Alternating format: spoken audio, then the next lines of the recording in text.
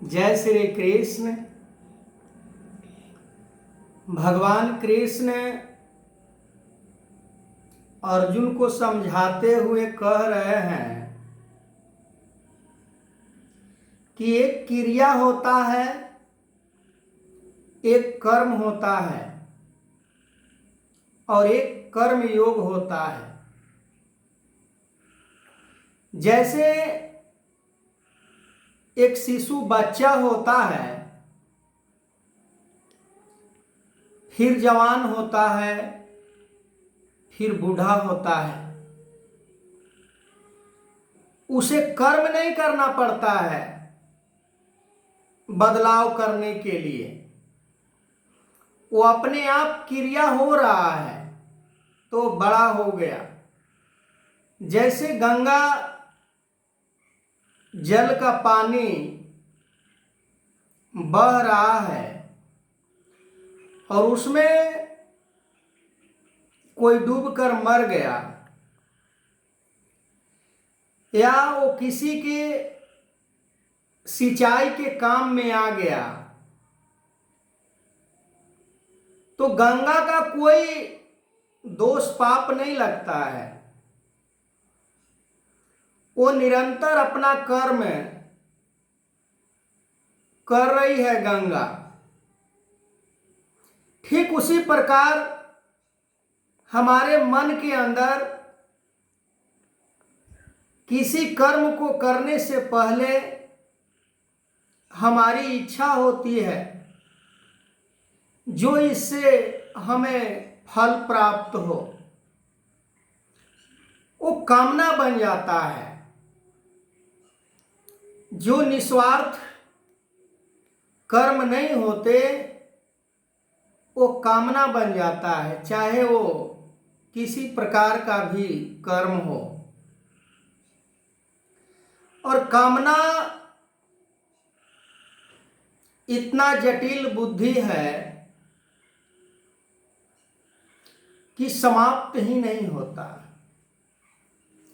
पहली बात तो कि हम कामना को समझते ही नहीं है कि कामना है क्या। हमें गुरु के बताए हुए मार्ग पे यदि चलते हैं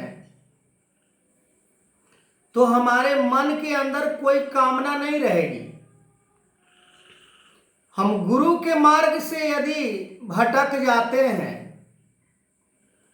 तो हमारे मन के अंदर कामना आ जाता है। जैसे सतगुरु माता सुदीक्षा सवेंद्र हरदेव सिंह जी महाराज आज हमें ये सिखा रहे हैं कि तुम कामना रहित कैसे बन सकते हो, इच्छा रहित तुम कैसे बन सकते हो, स्वार्थ रहित तुम कैसे बन सकते हो। इसीलिए जब जब भी समय के सतगुरु इस धरती पर आते हैं तो भक्ति का जो रूल और तरीका है, जो परमात्मा को प्राप्त करने का जो जरिया है,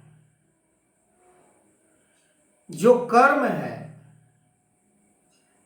वो अगर वास्तव में हम करते हैं तो परमात्मा की प्राप्ति हो जाएगी। और यदि गुरु के बताए हुए अनुसार हम नहीं करते हैं तो सबसे पहले तो गुरु ने 5 प्रण ही हमें समझाया है, उसके बाद 3 कर्म समझाया है। जैसे हम 5 प्रण को नहीं मानते हैं और 3 कर्म को हम कर रहे हैं, तो क्या हमारी भक्ति हो रही है।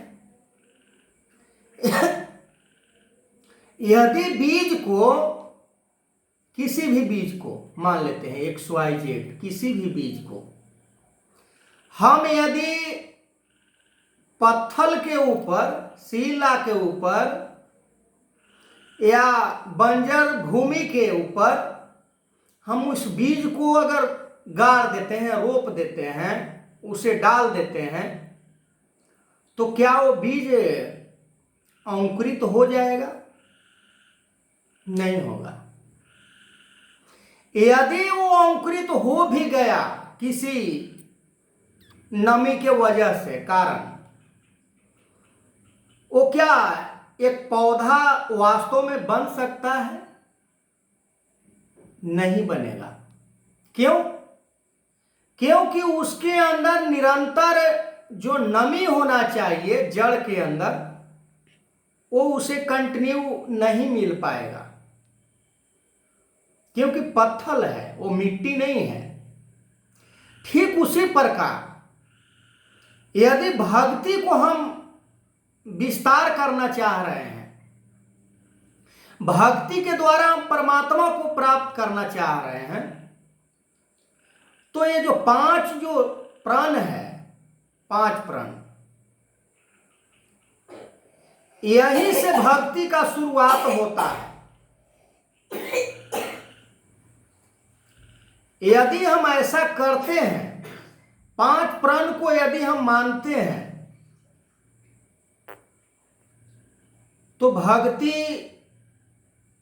शुरुआत हो जाएगा। 5 प्राण में जो इस बात को समझ रहे होंगे, और सतयुग से लेकर द्वापर, त्रेता, कलयुग, आज भी वही सिस्टम है, 5 प्राण का ही। यदि भक्त प्रहलाद परमात्मा को प्राप्त किया, तो उसने 5 प्राण को अपने जीवन में इंप्लीमेंट किया था। जैसे भक्त प्रहलाद एक राजा का पुत्र था, सबको मालूम है। वो राजा के हैसियत से उसने भक्ति को प्राप्त नहीं किया कि मैं राजा हूं, मैं परमात्मा को प्राप्त कर लूंगा जोर जबरदस्ती। नहीं, ऐसा नहीं हुआ। उसने राज्य बुद्धि को समाप्त किया और भगवान देवर्षि नारद को बातों को उसने अपने मन के अंदर बैठा लिया। और जैसे गुरु समझाए, वैसे वो लागू कर दिया अपने जीवन में। दर दर की ठोकर, लोगों की प्रताड़ना, इतना हैसियत वाले जो देवर्षि भगवान के दर्जा उन्हें दिया गया है, इंद्र को भी दिमाग खटखटा गया था भक्त प्रहलाद के भक्ति को देखकर, क्योंकि इंद्र के अंदर अधिक से अधिक स्वार्थ होता है। अपने पद का इतना उनके पास अभिमान है कि वो तो जानने वाले जानते हैं। तो ऐसे ऐसे सूझबूझ वाले ज्ञानी पुरुष भी भक्त को परेशान करते हैं। समय समय पर जब जब समय के सतगुरु इस धारा पर आते हैं, तो निराकार ही परमात्मा को वास्तविक भक्ति के रूप में बताए हैं। और हमारे धर्म शास्त्र भी, चाहे किसी भी धर्म शास्त्र को आप उठाकर देख लीजिए, गीता हुआ, रामायण हुआ, पुराण हुआ, कुरान हुआ, उपनिषद हुआ, बाइबल हुआ, सुखसागर हुआ, चाहे जिस भी धर्मशास्त्र को आप उठाइए, सभी के अंदर निराकार, निर्विकार, निरंजन, निर्लेप ऐसा ही करके, और जिसने इस मर्म को समझ गया उसका जीवन संवर गया। ये संसार में वो आया हुआ, जो संसार में आने का जो उसका मकसद रहता है कि परमात्मा को प्राप्त करना, वो मकसद में वो कामयाब हो जाता है, सक्सेस हो जाता है वो। पर आज सक्सेस का जो डेफिनेशन है ना संसार में, कि मैं एक सक्सेस आदमी हो गया। क्यों, कैसे? क्योंकि मेरे पास हर चीज है, मेरे पास घर है, मेरे पास नौकरी है, मेरे पास पैसा है, मेरे पास जमीन है, इसके लिए मैं सक्सेस आदमी हो गया। पर वो सक्सेस नहीं है, वो भौतिक चीजों को प्राप्त किया है, वो नाशवान चीजों को प्राप्त किया है। वो एक दिन समाप्त हो जाएगा। पर परमात्मा को किसी धर्म ग्रंथों में नहीं वर्णित किया गया कि परमात्मा नाश हो जाता है, मर जाता है, खत्म हो जाता है, नहीं। और इसको हम प्रैक्टिकली भी देख सकते हैं कि परमात्मा आता जाता है कि नहीं। आगे मैं इस वीडियो को कंटिन्यू करूंगा, तब तक के लिए जय श्री कृष्ण।